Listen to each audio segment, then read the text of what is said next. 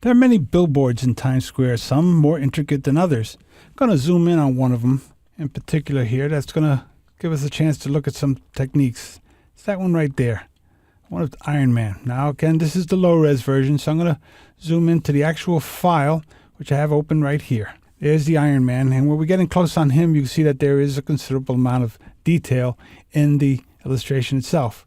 So what I'm going to concentrate on is right here, that arm piece, that little protective gear on his arm. I'm going to see how this was created. So I'll go over here, and I have a little file here that has a path. There's some paths. 3 paths that make up the basic shape for that arm piece. So what I'm going to do is I'm going to select this outer part right there, and I'm going to create a layer right here, which I'm going to name arm piece. And I'm going to fill it with that golden color that I have right there. So I take that path and go ahead and fill it. So now I'm going to select these 2 little pieces right here, which are going to be these little indents. Let's get a darker version of that color right there like that. And in a separate layer right on top of here, I'm going to call this indents. And I'm going to fill that path with that color there. So now we have these 2 different layers that make up the overall arm piece. I'm going to go ahead and clip the indents with the arm piece by holding down my Option key, Alt on a PC, and clicking between the 2 layers. And there you can see that it now became indented, and they look like they are in fact indents into this metal piece. Now, I'm going to give the indents a little layer style just to give them a little more dimension. So I'll give it a little bevel and emboss, and I'm going to change the direction of the light to come down from this side so it looks like they're inside, just like that. Maybe bring that light over so we get a little highlight in that edge. There we go. And soften it up a little bit, just like that. And click OK. I'm also going to blur it just to soften that edge so it doesn't look so sharp. So I'm going to blur the actual indent layer, give it a Gaussian blur, and just give it a little bit, just a tad, about, let's say 1. That's good enough. And keep in mind that this is not a formula. I'm using 1 because this is a low-res file. Higher res file, 1 would not be enough. This is just for the sake of this demo. So I'm going to click OK. I'll add other textures to that later, but right now let's work back on the arm piece. Now I want to give this a little dimension. I'm going to pull back and give myself a little room here, and I'm going to use my dodge and burn tools. I'm going to increase the size, and I'm going to leave it for shadows right now, which is going to give us a nice warm kind of a tone. And I'm going to make it even bigger, and I'm just kind of scraping along the side here, just rubbing it along there to get that darker tone going on right in there. Now I'm going to switch to highlights, which is going to darken it even more and give it that nice dark edge right through there like that. And maybe a little bit right on this edge here. Now I'm going to switch to my dodge tool, make the brush much bigger, and I'm going to just kind of give it a couple of dabs right there, make it smaller, and I'm just going to very lightly drag it right through this area until I start getting a nice little highlight appearing on the edges of the metal like that.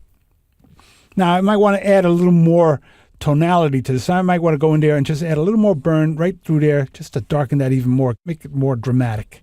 So there, we have that effect. Might want to do that to the indents as well. So I'll just go in there and darken those edges right there like that and add a couple of highlights to the indents. So I'll get a much smaller brush and I'll add a little highlight right in there like this. And I keep dabbing it just till I get some nice little highlights happening right there and maybe a couple right in there. So I got a couple little highlights happening there. Now we need a texture. So on top of the whole thing here, I'll create another layer, and this layer I'm going to fill with that gold. Doesn't matter because I'm just going to give this some effects here. I'm going to go in there and we'll give it some noise.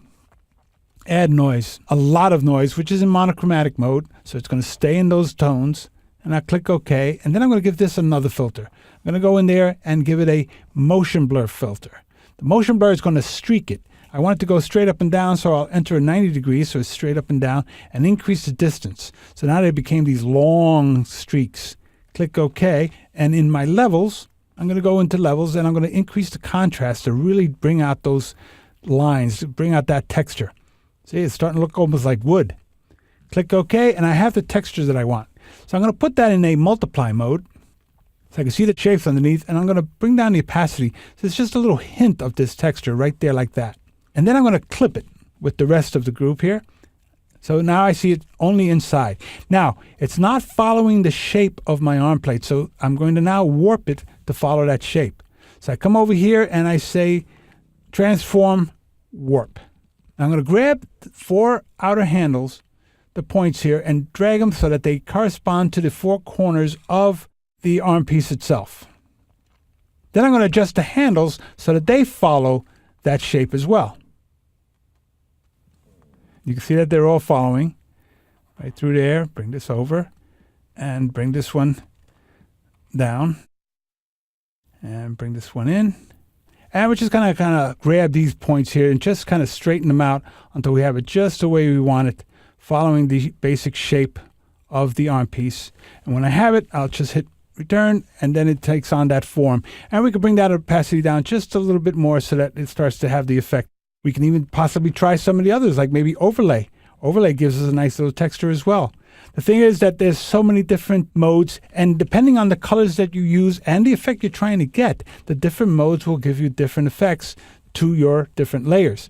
So there you can see where we've added this texture, which now follows the angles of the arm plate with the highlights and the shadows all in the appropriate places, making it real easy. The hardest thing was to basically create the shape itself.